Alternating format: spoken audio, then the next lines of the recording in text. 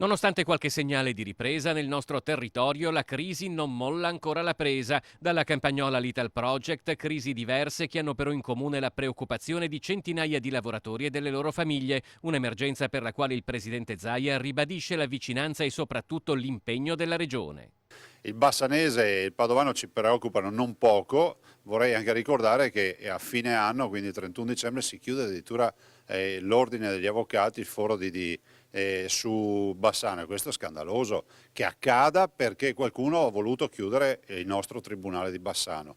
Dall'altro sulle imprese la regione c'è, segue i contenziosi collettivi, cerchiamo di accompagnare, di aiutare i lavoratori. Abbiamo avuto un bel risultato, ne cito uno per tutti perché ho avuto un aggiornamento proprio ieri, Electrolux, che addirittura è costretta a fare i turni per la tanta produzione che ha portato a casa. Ma nell'agenda della regione c'è anche la questione vitalizi degli ex consiglieri, una vicenda per la quale il presidente Zaia ha le idee chiare. Chi va in una pubblica amministrazione versa i contributi come li versa un operaio e dopodiché in base ai contributi che ha versato avrà una pensione.